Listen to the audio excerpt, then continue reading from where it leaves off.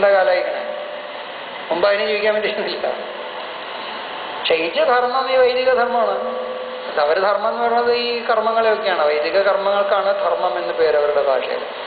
അതാണ് നാൾക്ക് നാൾ ക്ഷയിച്ച് ക്ഷയിച്ച് ക്ഷയിച്ച് ക്ഷയിച്ച് എന്നുകൊണ്ടിരിക്കുന്നത്. അത് മുഴുവനും പോകുന്നതിൻ്റെ ഘട്ടത്തിലാണ് നിൽക്കുന്നത്. ലോകത്തിൽ നിന്നേ പോകുന്ന കാലമാണ് ഇപ്പോൾ.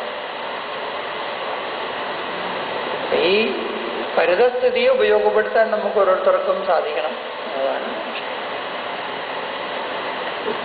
വീടുകളിൽ മാറ്റം വരണം. നമ്മുടെ അകത്തുണ്ടാക്കിയ ശുദ്ധി വീടുകളിലും വരണം. നമ്മൾ ജീവിക്കുന്ന പരിസരം ശുദ്ധിയാവണം. വീട് ശുദ്ധിയായി കഴിഞ്ഞാൽ പിന്നെ അയൽവക്കം ശുദ്ധമാവണം, ഗ്രാമം മുഴുവൻ ശുദ്ധമാവണം, നഗരം മുഴുവൻ ശുദ്ധമാവണം. ഇതിങ്ങനെ വ്യാപിച്ചുകൊണ്ടിരിക്കണം. വീട്ടുകാരുടെ ഉള്ളിലും മാറ്റങ്ങൾ വരണം.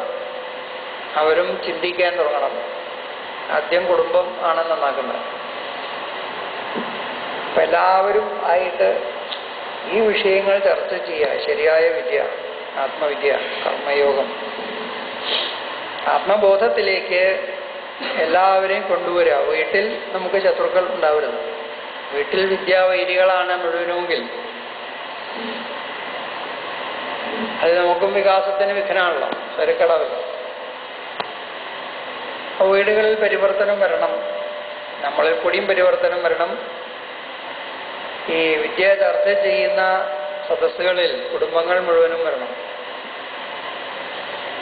വീട്ടുകാരെല്ലാം കൊണ്ടൊന്നും ഇരുത്താം, എല്ലാവരും കേൾക്കട്ടെ. കേൾക്കാനും ചിന്തിക്കാനും അവസരം ഉണ്ടാക്കി കൊടുക്കണമല്ലോ. അതിനാരും അവരെ പ്രേരിപ്പിച്ചിട്ടില്ല. ചിന്തിക്കാനാരും പറയില്ല, വിശ്വസിച്ചോളാനാ പറയണത്. ചിന്തിക്കാൻ പ്രേരിപ്പിക്കുന്ന സ്ഥലങ്ങളിൽ നമ്മുടെ കുടുംബക്കാർ വരണം.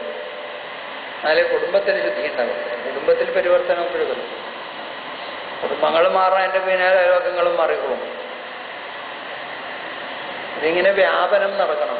വ്യക്തിയിൽ നിന്ന് കുടുംബത്തിലേക്ക്, കുടുംബത്തിൽ നിന്ന് ഗ്രാമത്തിലേക്ക്, ഗ്രാമത്തിൽ നിന്ന് അടുത്ത ഗ്രാമത്തിലേക്ക്, അങ്ങനെ മനുഷ്യവംശത്തിലേക്ക് മുഴുവൻ വിദ്യ വ്യാപിക്കണം. അപ്പം നമ്മൾ പ്രഖരമായുള്ള ഒരു ഇച്ഛ, ഒരു പ്രയത്നം ഒരു ദിക്കിൽ ഉണ്ടാക്കുമ്പോൾ അതേ സമഷ്ടിബോധത്തിൽ കൂടി വേറെ പലരിലും ഉണ്ടായി വരും.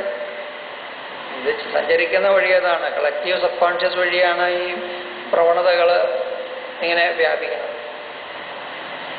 അപ്പോൾ വളരെ ശക്തമായിട്ടുള്ളൊരു ഇമ്പൾസ് ഒരു സ്ഥലത്തുണ്ടായാൽ മതി ഈ സമഷ്ടിബോധത്തിൽ. അത് ആ വംശത്തിൽ മുഴുവൻ ഉണ്ടാവും.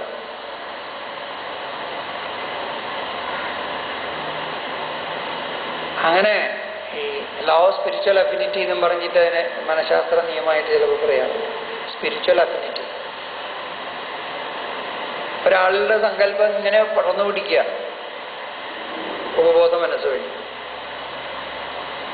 അങ്ങനെ സങ്കല്പം ചെയ്തിട്ടാണ് വലിയ വലിയ പ്രസ്ഥാനങ്ങളൊക്കെ ഉണ്ടായത്. പ്രസ്ഥാനങ്ങളുടെ വളർച്ചയും തളർച്ചയും പറ്റിയിട്ടൊക്കെ ഇങ്ങനെ തിരിയാണ്. നമ്മൾ ആലോചിച്ച് നോക്കിയാൽ അങ്ങനെ തന്നെയാണെന്ന് കാണാൻ സാധിക്കും. സ്വബോധ മനസ്സിൽ കൂടി ഒരാളുടെ നിശ്ചയം, കാഴ്ചപ്പാട്, വികാരങ്ങൾ, ഇതെല്ലാം ഇങ്ങനെ വ്യാപിക്കുക. അലകൾ വ്യാപിച്ച് വ്യാപിച്ച് വ്യാപിച്ച് മറ്റുള്ളവരുടെ ഉപബോധ മനസ്സിലും അതിൻ്റെ സ്പന്ദം ഉണ്ടാക്കുക. അങ്ങനെ ഈ ഇയാളുടെ സങ്കല്പം അവരുടെ സങ്കല്പമാവുക, ഇയാളുടെ അഭിലാഷം അവരാവുക, ഇയാളുടെ വീർ അവരുടെ വീറാവുക, ഇയാളുടെ ധൈര്യം അവരുടെ ധൈര്യമാവുക. അങ്ങനെ വീരുകളും സമരം ചെയ്യാനൊക്കെ ചാടി പുറപ്പെട്ടു വരും. അങ്ങനെ ധൈര്യം കുത്തിവെച്ചു സബ് കോൺഷ്യസ് മൈൻഡ് വഴി. തോലയോർത്തി കളയുകയും ചെയ്യാം. ഇതെല്ലാം ഇത് കൂടി ചെയ്യാം. ഇങ്ങനെ വ്യാപനം പലതരത്തിലാണ്. ഉപരിതലത്തിൽ കൂടിയും വ്യാപിക്കാം, അടിത്തട്ടിൽ കൂടിയും വ്യാപിക്കാം, ഉള്ളിൽ കൂടി ഈ സബ് കോൺഷ്യസ് മൈൻഡ് വഴിയും വ്യാപിക്കാം. അത് ദീർഘദൂരം സഞ്ചരിക്കാൻ കഴിവുള്ള അത്രയും ശക്തമായ ഇമ്പൾസ് കൊടുത്താൽ സഞ്ചരിക്കുക. കുറച്ച് കഴിയുമ്പോൾ അത് ചത്തവും. ഈ കൊടുക്കുന്ന ഇമ്പൾസിന് എത്ര ബലം ഉണ്ടെന്നുള്ളത്. സഞ്ചരിക്കും തോറും ഇതിനും ശക്തി കുറയുമല്ലോ.